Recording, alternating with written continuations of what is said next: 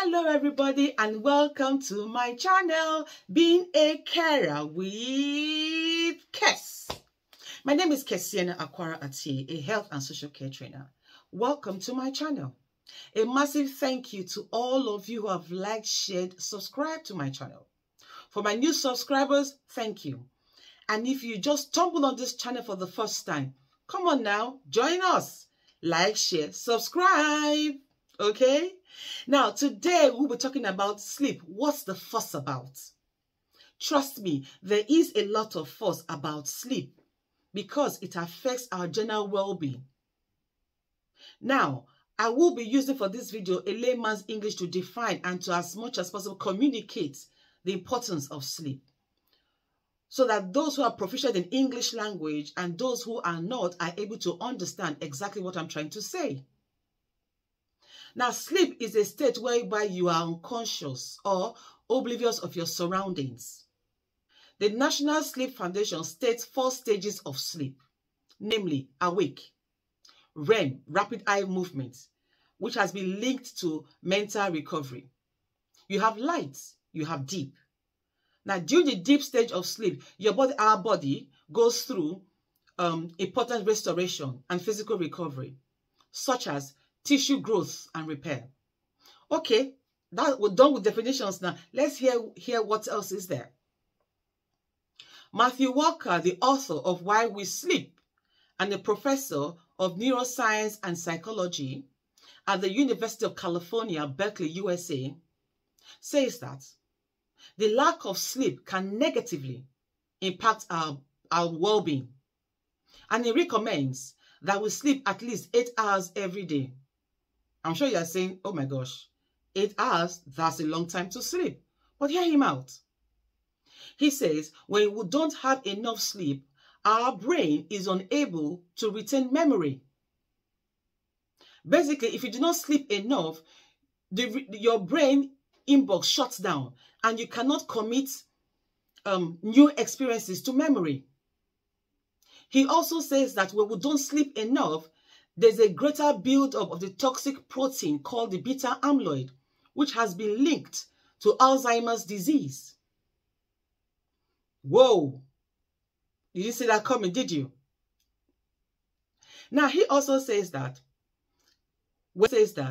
when you sleep enough, particularly during that deep stage of sleep, a sewage system in the brain kicks into high gear and washes away all that beta amyloid. But when you go for a prolonged period of time without sufficient sleep, that toxic protein continues to build up. It continues to build, and there's a higher concentration. And therefore, you stand at a greater risk of developing Alzheimer's disease or dementia later on in life. He says it's common knowledge that a weaker immune system is linked to a lack of sleep. A single night of 4 to 5 hours of sleep leads to a 70% reduction in critical anti-cancer fighting immune cells known as the natural killer cells. So a prolonged deficiency in sleep increases a person's or puts a person at a greater risk of prostate cancer, bowel cancer, and breast cancer. He says sleep deprivation brings about reproductive issues. How? When men sleep for, say, 6 hours a night, they have high levels of testosterone. That is equivalent in somebody who is 10 years older than them. And this does affect that aspect of virility and wellness. The World Health Organization in 2007 describes setting late night shifts as probable carcinogen because it affects the circadian rhythm. Matthew Walker says a lack of sleep affects your cardiovascular system. How? Your cardiovascular system is unable to get the reboot it requires, and your blood pressure rises. So, what else is there? I'm not done yet. The National Health Service of the United Kingdom states has given credence to the importance of sleep. And they have said sleep rather, can slim you. How?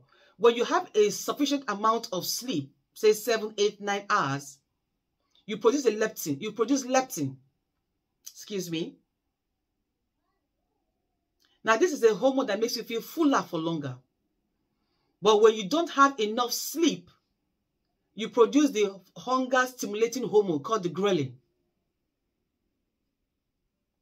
Sleep can boost your mental well-being. How? After a single night of not sleeping properly or for a few hours, you wake up irritable, quick-tempered, emotional. So then imagine if you went for a prolonged period of sleep deficiency. You're at a greater risk of developing mood disorders such as depression or anxiety. Sleep can increase your sex drive. Sleep can ward off heart disease. Sleep can prevent diabetes. Sleep can increase fertility, as says the National Health Service of the United Kingdom.